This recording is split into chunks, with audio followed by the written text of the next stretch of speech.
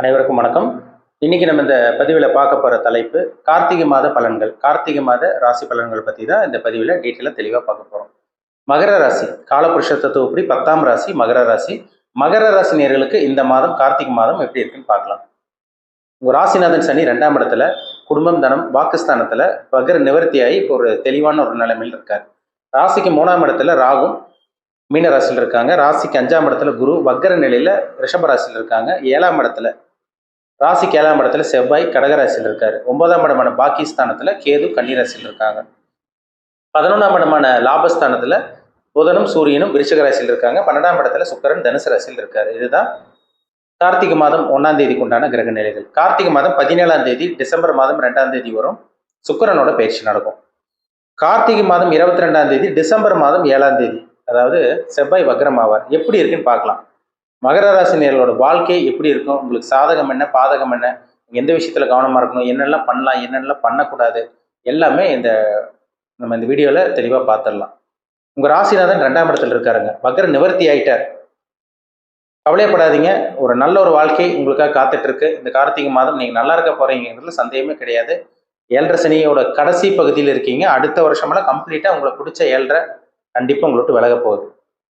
2ஆம் இடத்துல ராசிநாதன் இருக்கிறனால எப்படியோ பணத்தை சம்பாதிச்சிடணும், எப்படியோ குடும்பத்தை காப்பாற்றிடணும், எப்படியோ நம்ம இழந்ததெல்லாம் கைப்பற்றிடணும் ஒரு மனப்பக்குவம் இந்த மாதம் உங்களுக்கு கிடைக்கும். சரிங்களா? ஏன்னா எவ்வளோ இழந்துட்டீங்க, நிறைய இழந்தாச்சு, வீடு இழந்தீங்க, சொத்து இழந்தாச்சு, வாகனம், உயிர் இழப்பெல்லாம் இருந்தது. மகர ராசி நேரம் பாருங்க, உனக்கு நெருங்கிய உறவினர்கள், உங்களோட அப்பாவோ இல்லை அம்மாவோ, வீட்டில் யாரோ ஒருத்தர் இந்த மாதிரிலாம் இறப்பு கூட வந்தது. மகர ராசி நேரத்தில் சந்திச்சிங்க.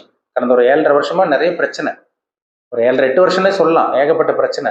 ஆனா இந்த காலகட்டங்கள் பாருங்க, இந்த கார்த்திகை மாதம் ஓரளவுக்கு நல்ல மாதமா உங்களுக்கு இருக்கும். ஏன்னா சுக்கிரன் உங்க ராசிக்கு வர போறாரு.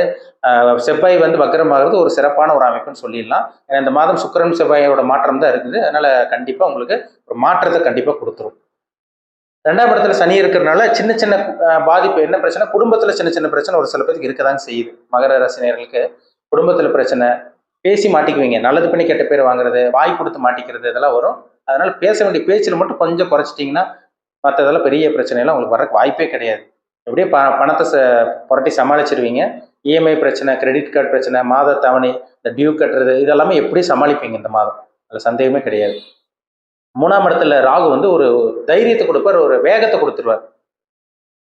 கஷ்டப்பட்டாச்சு, இவ்வளோ தூரம் கஷ்டப்பட்டாச்சு, ஒரு என்னதான் வாழ்க்கை அப்படிங்கிற மாதிரி தோணி இருக்கும். ஆனால் இந்த ராகு அந்த கஷ்டத்துலேயும் ஒரு தைரியத்தை உங்களை புஷ் பண்ணி விடுவார். உங்களை அடுத்த நிலை கொண்டு போகிறதுல அந்த ராகுவோட வேலை தான்.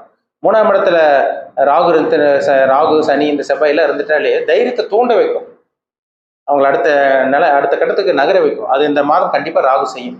3ஆம் இடத்துல இருந்து அது குரு உங்களுக்கு 5ஆம் இடத்துல இருந்து ராசியை பார்க்கறது ஒரு நல்ல ஒரு அமைப்பு தாங்க. உங்க மேல ஒரு வெளிச்சம் படுறதுனால கண்டிப்பா இந்த மாதம் நல்லா இருக்க போறீங்க. மகர ராசி நேயர்கள் நீங்க பட்ட கஷ்டம், பட்ட துன்பத்துக்கு உங்களுக்கு பதில் கிடைக்கும். சரிங்களா? அதான் கஷ்டப்பட்டீங்க, நல்லது நடக்க போகுதுன்னு அர்த்தம். 5ஆம் இடத்துல குரு இருக்கிறதுனால புத்திர பாக்கியம், குழந்தை பாக்கியத்துக்காக வெயிட் பண்ணிட்டு இருந்தவங்களுக்குலாம் இந்த மாதம் குழந்தை பாக்கியம் கிடைக்கக்கூடிய அந்த வாய்ப்பு உருவாகும். குழந்தை பாக்கியம் இல்லைங்க சார், நிறைய கோயிலுக்கு போயிட்டு எவ்வளோ செலவு பண்ணிட்டோம், எவ்வளோ லட்சக்கணக்கில் ஆயிரக்கணக்கில் செலவு பண்ணிட்டோம், மருத்துவ செலவு இருந்துச்சு, எங்களால் சமாளிக்க முடியல, அதுவும் கடனுடன் வாங்கி தான் செலவு பண்ணோம். இந்த மாதிரிலாம் இருந்தவங்களுக்கெல்லாம் புத்திர பாக்கியம் கிடைக்கக்கூடிய மாதம் இந்த மாதம். 4ஆம் அதிபதி செவ்வாய் பாருங்க, உங்களுக்கு 7ஆம் இடத்துல நீச்சமானாலும் ஒரு வக்ரமாகிறது ஒரு ப்ளஸ் பாயிண்ட் தான் உங்களுக்கு. இருந்தாலும் அம்மாவோட உடல் ஆரோக்கியத்தில் ஏதோ ஒரு பிரச்சனை வரும். அம்மாவோட ஹெல்த் கண்டிஷன்ல மகர ராசி நேயர்கள் பாருங்க, அவங்க அம்மாவோட ஆரோக்கியத்தில் ஏதோ ஒரு ரத்த சம்பந்தமான பிரச்சனை, எலும்பு மூட்டு பிரச்சனை, நரம்பு சம்பந்தமான பாதிப்பு ஏதோ ஒன்று அது கொடுக்க தான் செய்யும். அதனால அம்மாவோட ஹெல்த்ல மட்டும் கொஞ்சம் கேர்ஃபுல்லா இருக்கணும். 5ஆம் இடத்துல குரு இருக்கிறனால குலதெய்வ அருள் கிடைக்கும். கலைத்துறையில் இருக்கவங்களுக்கு நல்லா இருக்கும். நல்ல வேலை, அதிர்ஷ்டம் கிடைக்கும்னு சொல்லலாம். நல்ல வேலை இல்லாமல் இருக்கவங்களுக்கு வேலை கிடைக்கிறது, தொழிலை டெவலப் பண்றது. ஆனால் தொழில் அடிமலடி விழுந்துச்சு. ஒரு சில பேர் தொழிலை க்ளோஸ் பண்ணிட்டு போயிட்டாங்க. தொழில் வேண்டாம், எது வேண்டாம்னு சொல்லி ஒரு மன ரீதியான பாதிப்புல மன உளைச்சல் இருந்தாங்க நிறைய மகர ராசி நேயர்கள். இந்த மாதம் கண்டிப்பா சமாளிப்பீங்க. தொழில் ஒரு மாற்றம், ஒரு முன்னேற்றம் கண்டிப்பா இந்த மாதம் இருக்கும். உங்களுக்கு புதன் பாருங்க, உங்களுக்கு ராஜயோகாதிபதி புதன் பாத்தீங்கன்னா 6ஆம் அதிபதி புதன் மற்றும் 9ஆம் அதிபதி புதன் பாருங்க, அவர் 11ஆம் இடத்துல இருக்கிறதுனால எதிர்பார்த்த வேலை, நல்ல வேலை கிடைக்கும். ப்ரொமோஷன், ஏன்னா 6ஆம் அதிபதி 11ல, 9ஆம் அதிபதி 11ல இருக்காரு. எதிர்பார்த்த வேலை, அதிர்ஷ்டம் உங்களுக்கு கிடைக்கும். படிக்கக்கூடிய மாணவர்கள், உயர்கல்விக்காக வெளியூர் வெளிநாடு போகணும்னு முயற்சி பண்ணிட்டு இருக்கவங்களும் இந்த மாதம் தாராளமா நீங்க போகலாம். நல்லது உங்களுக்கு நடக்கும், தடங்கள் இருக்காது. நல்ல வேலை கிடைச்சிடும். நல்ல வேலையில் இருக்கவங்களுக்கு ப்ரொமோஷன், அடுத்த கட்டத்துக்கு போவீங்க. அடுத்துக்கடுத்துக்கு போவீங்க. ஏன்னா ஒரு சில பேர்லாம் பாருங்க, வேலை இல்லாமல் இருக்கீங்க. வேலை இல்லாமல் இருக்கவங்களுக்கு நல்ல வேலை கிடைச்சிரும். நல்ல வேலையிலிருந்து தகுதியும் இருக்கும், திறமையும் இருக்கும். ஆனால் வந்து சம்பள உயர்வு இதெல்லாம் கிடைச்சிருக்காது. ப்ரொமோஷன் கிடைச்சு சம்பள உயர்வு இதெல்லாமே கிடைக்கக்கூடிய ஒரு நல்ல ஒரு மாதம் தான் இந்த மாதம். சூரியனை குரு பார்க்குறாருங்க. சிவராஜ் யோகம். வருஷத்துக்கு ஒரு தடவை தான் சூரியனை நேருக்கு நேர் குருவும் சூரியன் பார்த்துக்குவாங்க. சிவராஜ் யோகம் சொல்லலாம். வெற்றி கிடைக்கும் இந்த மாதம். தடங்கள் இருக்காது. அரசாங்கம் மூலமா சில உதவி கிடைக்கும். ஒரு சில பேருக்கு அரசாங்க வேலை, கவர்மெண்ட் எக்ஸாம் எழுதினவங்களுக்கெல்லாம், கவர்மெண்ட் எக்ஸாமுக்கு எழுதி வெயிட் பண்ணிட்டு இருந்தவங்களுக்கெல்லாம் இந்த மாதம் அரசாங்க வேலை கிடைக்கக்கூடிய அந்த வாய்ப்பு உங்களுக்கு கிடைக்க போகுது. அரசாங்க வேலை கிடைக்க போகுது. இதெல்லாமே உங்களுக்கு சாதகம் தான். தந்தை மூலமா உதவி இதெல்லாமே உங்களுக்கு கிடைக்கும். ஏன்னா 9ஆம் அதிபதி 11ஆம் இடத்துல இருக்காரு. பூர்வீக சொத்து கைக்கு வர்றது, முன்னோர்களோட சொத்து கைக்கு வர்றது இதெல்லாமே நடக்குங்க. சரிங்களா? வேலை இல்லாமல் இருக்கவங்களுக்கு நல்ல வேலை கிடைச்சிருங்க. ஏன்னா ஏற்கனவே போன மாதம் ஐப்பசி மாதம்ல இன்டர்வியூ அட்டன் பண்ணவங்களுக்கெல்லாம் இந்த கார்த்திகை மாதம் நல்ல வேலை, சிறப்பான ஒரு நல்ல தரமான வேலை கிடைச்சிடும். சொந்த தொழில் பண்ணிட்டு இருக்கவங்க கவலையப்படாதீங்க. கண்டிப்பா லாபம் கிடைக்கும். அதுல மாற்றமே கிடையாது. 12ஆம் இடத்துல சுக்கிரன் இருக்கார். அந்த சுக்கிரன் உங்க ராசிக்கு வருவார். ஆரம்ப பகுதி ஒரு சில பேர்த்துக்கு நல்லது நடக்கும், ஒரு சில பேர்த்துக்கு டல்லா போகும். ஆனா 17ஆம் தேதிக்கு அப்புறம் எல்லா மகர ராசி நேயர்களுக்கும் ஒரு மாற்றம் கிடைக்கும். அதுல சந்தேகமே கிடையாதுங்க. ஏன்னா 17ஆம் தேதி ராஜயோகாதிபதி கிரகம், அதாவது பார்த்தீங்கன்னா 5ஆம் அதிபதி மற்றும் 10ஆம் அதிபதி சுக்கிரன் உங்க ராசிக்கே வர்றாரு. தொழில் நல்லா இருக்கும், வேலை நல்லா இருக்கும், அதிர்ஷ்டம் கிடைக்கும். இப்போ நீங்க தொட்டது எல்லாமே உங்களுக்கு தொடங்கக்கூடிய ஒரு நல்ல ஒரு மாதம் இந்த மாதம். 17ஆம் தேதிக்கு அப்புறம் பாருங்க, எல்லா மகர ராசி நேயர்களும் அவங்க வயதுக்கு தகுந்த மாதிரி ஒரு நல்ல ஒரு வாழ்க்கை வாழ போறீங்க. அதுல எந்த விதமான சந்தேகமும் கிடையாது, மாற்று கருத்து கிடையாது. சரிங்களா? அதனால வந்து பார்த்தீங்கன்னா, இந்த கார்த்திகை மாதம் மகர ராசி நேயர்களுக்கு உங்களுக்கான மாதம். வெற்றி கிடைக்கக்கூடிய நல்ல ஒரு மாதமா உங்களுக்கு இருக்கும். திருமணத்துக்காக முயற்சி பண்ணிட்டு இருக்கவங்க, திருமணத்துக்கு முயற்சி பண்ணவங்களும் நல்ல வரன் இந்த மாதம் தேடி வந்துருங்க. சுக்கிரன் ராசிக்கு வர்றாரு. ராசி 7ஆம் இடத்தை பார்க்கறதுனால 17ஆம் தேதிக்கு அப்புறமெல்லாம் நிறைய நல்லது நடக்கும். ஆரம்ப பகுதியிலே ஒரு சில பேருக்கு நிச்சயமாயிரும் இந்த மாதம்.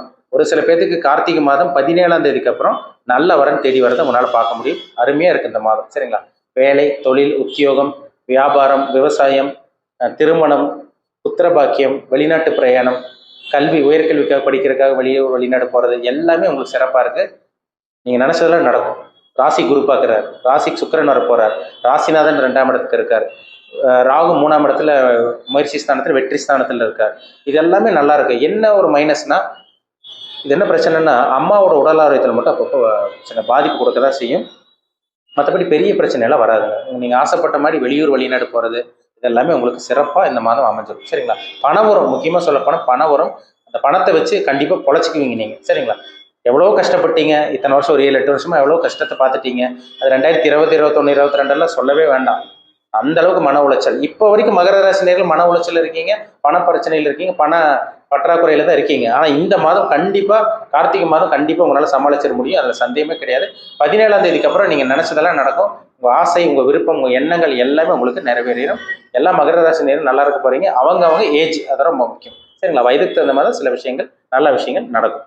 அது உங்க தனிப்பட்ட ஜாதகத்துல என்ன தசாபுத்தி போகுதுன்னு பாருங்க, ரொம்ப முக்கியம். ஜாதகத்தை பார்த்தா நம்ம 100% துல்லியமா தெளிவா தெரிஞ்சுக்கலாம். இப்போ நம்ம பார்த்தது எல்லாமே ராசிக்கு உண்டான பலன், பொதுவான பலன் தான் நம்ம பார்த்தோம். அவங்க தனிப்பட்ட ஜாதகத்தை பொறுத்து பலன்கள் மாறுபடும். சரிங்களா? எல்லாருமே ஒரே மாதிரி இருக்கிறது கிடையாது. ஒவ்வொருத்தரும் ஒவ்வொரு விதமா இருக்காங்க, டிஃப்ரெண்டா இருக்காங்க. எல்லா மனிதர்களும் ஒரே மாதிரி கிடையாது. ஒவ்வொருத்தருக்கும் ஒவ்வொரு விதமான அனுபவங்கள் கிடைக்கும். அவங்க ஜாதகத்தை பார்த்தா தான் சில விஷயங்கள்லாம் தெரியும். அதாவது என்னென்ன விஷயங்கள் நீங்க அனுபவிச்சுட்டு இருக்கீங்க, என்னென்ன சம்பவங்கள் உங்க வாழ்க்கையில் நடந்துட்டு இருக்கு, என்ன கொடுப்பனையில் இருக்கீங்க, நல்ல கொடுப்பனையில் இருக்கீங்களா, கெட்ட கொடுப்பனையான்னு சொல்ல முடியும். அதாவது நல்ல கருமால பிறந்திருக்காங்களா, கெட்ட கருமால பிறந்திருக்காங்களான்னு நம்ம தனிப்பட்ட ஜாதகம் பார்த்தா தான் 100% துல்லியமா சொல்ல முடியும். கோச்சார பலன் வந்து பார்த்தீங்கன்னா, நம்ம பொதுவாக பார்க்குறோம். ராசி பலன்கிறது நம்ம ஜென்ரலாக பொதுவாக பார்க்குறோம். சந்திரன் வச்சு பார்க்குறோம். லக்னம்ங்கிறது உயிர், ஆன்மா. ராசிங்கிறது உடல். அப்போ இந்த உடலுக்குள்ள இருக்க அந்த உயிர் வந்து இந்த பிறவியில என்னென்னலாம் அனுபவிக்க போகுங்கிறத நம்ம ஜாதகத்தை பார்த்தா தான் துல்லியமா சொல்ல முடியும். சரிங்களா? என்ன தொழில் பண்ணுவாங்க, என்ன பிஸ்னஸ் பண்ணுவாங்க, எதில் அதிகமாக சம்பாதிப்பாங்க, என்ன பிஸ்னஸ், அதே மாதிரி என்ன வேலைக்கு போனால் அவங்க செட்டில் ஆவாங்க, எதில் அதிகமாக வருமானம் கிடைக்கும், அதே மாதிரி வந்து பார்த்திங்கன்னா சொந்த தொழில் பண்ணலாமா இல்லை வேலைக்கு தான் போகணுமா, திருமணம் பண்ணக்கூடிய காலகட்டம் எந்த டைமில் வரும், புத்திர பாக்கியம் எப்போ கிடைக்கும், வெளிநாட்டு பிரயாணம் எப்போ அமையும், வெளிநாட்டிலேயே செட்டில் ஆவாங்களா இல்லை உள்நாட்டில் செட்டில் ஆவாங்களா, அதே மாதிரி வந்து பாருங்கள் வேலையில் எப்போ ப்ரொமோஷன் கிடைக்கும், பதவி உயர்வு, சேலரி இன்க்ரிமெண்டல் எப்போ கிடைக்கும், குடும்பத்தில் இருந்த அந்த பிரச்சனைகள் எப்போ விலகும், பணம் எப்போ வரும், முக்கியமாக சொல்லப்போனால் பணம் எப்போ வரும், கடன் எப்போ அடைபடும், எப்போ ஒரு நல்ல வாழ்க்கை அமையும், இதெல்லாமே அவங்க தனிப்பட்ட ஜாதகத்தை பார்த்தா தான் சொல்ல முடியும். எல்லா மனிதர்களும் ஒரே மாதிரி கிடையாது. ஒவ்வொருத்தருக்கும் ஒவ்வொரு விதமான சில விஷயங்கள் சில சம்பவங்கள் நடந்துட்டு இருக்கும். அவங்கவுங்க வயதுக்கு தகுந்த மாதிரி. அதனால தான் தனிப்பட்ட ஜாதகம் ரொம்ப முக்கியத்துவம் கொடுக்குறோம். சரிங்களா? தனிப்பட்ட ஜாதகம் வந்து பாருங்க ரொம்ப முக்கியம். ஒரு தனி மனிதனுடைய ஜாதகம் தான் ரொம்ப முக்கியம். நவகிரகங்கள் தான் மனுஷனே ஆட்டி படைச்சிட்டு இருக்கு. இப்போ ஜாதகத்தை பார்த்தா தான் நம்ம அக்யூரேட்டாக டீப்பாக தெளிவாக சொல்ல முடியும். சரிங்களா? நீங்க சொல்றதெல்லாம் கரெக்டா இருக்குங்க சார். ஒரு சில பேர் சொல்றீங்க. நீங்க சொல்றது எதுவும் செட் ஆக மாட்டேங்குதுங்க சார். நீங்க நல்லா சொல்றீங்க, ஆனா கெட்டது நடக்குது. ஒரு சில பேர் நீங்க கெட்டதா சொன்னீங்க, நான் இந்த மாதம் நல்லா தான் இருந்தேன் அப்படின்னு ஒரு சில பேர் சொல்லுவாங்க. அதுக்கு காரணம் அவங்க ஜாதகத்துல நடக்கக்கூடிய தசா புத்தி. ஒரு மனிதனுடைய வாழ்க்கை தீர்மானிக்கிறது தசா புத்தி தான். தசையை நடத்தக்கூடிய கிரகமும் புத்தியை நடத்தக்கூடிய கிரகமும் தான் ஒரு தனி மனிதனுடைய வாழ்க்கை தீர்மானிக்கும். நல்லது நடக்குதா கெட்டது நடக்குதா ஜாதகத்தை பார்த்து தெளிவா சொல்லிடலாம். தசாபுத்தி ரொம்ப முக்கியம். 6ஆம் அதிபதி 8ஆம் அதிபதி ஒருத்தருக்கு தசாபுத்தி நடக்காம இருக்கிறது நல்லது. அப்படி 6, 8ஆம் அதிபதி தசாபுத்தி நடந்துச்சுன்னா கூட பாவகிரகத்தோட சம்பந்தம் இல்லாம சுபகிரகத்தோட சேர்க்கை இருந்துச்சுன்னா ஓரளவு சமாளிக்க முடியும். இப்ப 6ஆம் அதிபதி 8ஆம் அதிபதி தசாபுத்தி நடந்து பாவகிரகரோட சேர்க்கை இருந்துச்சுன்னா நிலைமை ரொம்ப மோசமா இருக்கும். லக்ன சுபர்களோட தசாபுத்தி நடந்துச்சுன்னா ஜாதகர் நல்லா இருக்க போறாங்கன்னு அர்த்தம். அவ்வளவுதான் டிஃபரன்ஸ். சரிங்களா? நேரம் நல்லா இருக்கா கெட்ட நேரமா? நல்ல கர்மாவை அனுபவிக்கிறீங்களா கெட்ட கர்மாவை அனுபவிக்கிறீங்களா? ஜாதகத்தை பார்த்தா துல்லியமா சொல்லிடலாம். கோச்சார பலன் வந்து ஒரு 15லிருந்து 20% கண்டிப்பா பேசும். அவங்கவங்க சுய ஜாதகம் தனிப்பட்ட ஜாதகம் ஒரு தனி மனிதனுடைய ஜாதகம் வந்து பார்த்தீங்கன்னா 80லேருந்து 85%. இது ரெண்டு மேட்ச் பண்ணாதான் நம்ம 100% துல்லியமாக சொல்ல முடியும். சரிங்களா? லைஃப் இனிமேல் எப்படி இருக்கும்? நல்லது நடக்குமா கெட்டது நடக்குமா? எந்தெந்த நேரத்தில் நல்லது நடக்கும்? கெட்ட நேரம் நடக்கும்போது எந்த விஷயத்துல கவனமா இருக்கணும்? எல்லாமே டைம் தாங்க. நேர காலம்னு சொல்றாங்க பார்த்தீங்களா? ஒரு சில பேருக்கு திறமை இருக்கும், முன்னேற முடியாது. திறமையும் அறிவு இல்லாதவங்க பாருங்க சம்பாதிச்சுட்டு இருப்பாங்க. கோடிக்கணக்கில் லட்சக்கணக்கில் சம்பாதிச்சு சொகுசான வாழ்க்கை அனுபவிச்சுட்டு இருப்பாங்க. திறமை இருக்கவங்க அனுபவிக்க முடியாது. என்ன காரணம்? கர்மா தான். அவங்க வாங்கிட்டு வந்து வரம் அது. நேர காலம் சொல்றாங்க பார்த்தீங்களா? அதுதான். அது ஜாதகத்தை பார்த்தா தான் நேரங்காலத்தை பார்த்து நம்ம என்ன ஏதுன்னு துல்லியமா சொல்ல முடியும். சரிங்களா? உங்க பிறப்பு ஜாதகம் தனிப்பட்ட ஜாதகம் பார்க்கணும்னு விருப்பப்பட்டீங்கன்னா கீழே இருக்க வாட்ஸ்அப் நம்பருக்கு உங்க ஜாதகத்தை அனுப்பிச்சுடுங்க. அப்பாயின்மெண்ட் டீட்டெயில்ஸ் வாங்கிக்கோங்க. அப்பாயின்மெண்ட் வாங்கிக்கோங்க. உங்க தனிப்பட்ட ஜாதகத்தை பார்த்து நம்ம டீப்பா தெளிவா நம்ம அக்யூரேட்டா 100% துல்லியமா பார்த்து தெரிஞ்சுக்கலாம். இனிமேல் உங்க லைஃப் எப்படி பாசிட்டிவா நெகட்டிவா எப்போ நல்ல நேரம் வரும் கெட்ட நேரத்தில் எந்த விஷயத்துல கவனமா இருக்கணும் நீங்க என்ன பண்ணணும் என்ன பண்ணக்கூடாது எல்லாமே அக்யூரேட்டா தெளிவா பார்த்து தெரிஞ்சுக்கலாம். சரிங்களா? மீண்டும் அடுத்த பதிவில் சந்திக்கும் வரை உங்களிடமிருந்து விடைபெறுவது உங்கள் ஜோதிடர் தமிழரசன். இந்த சேனல் பிடிச்சிருந்தா உங்க நண்பருக்கு உறவினருக்கும் ஷேர் பண்ணுங்க, லைக் பண்ணுங்க, சப்ஸ்கிரைப் பண்ணுங்க, பெல் பட்டனை கிளிக் பண்ணிக்கோங்க. ஆளுங்கிற ஆப்ஷன் இருக்கும், அதையும் சூஸ் பண்ணிக்கோங்க. அப்பதான் நாங்கள் போடுற பதிவுகள் எல்லாமே உங்களை வந்து சேரும். நன்றி, வணக்கம்.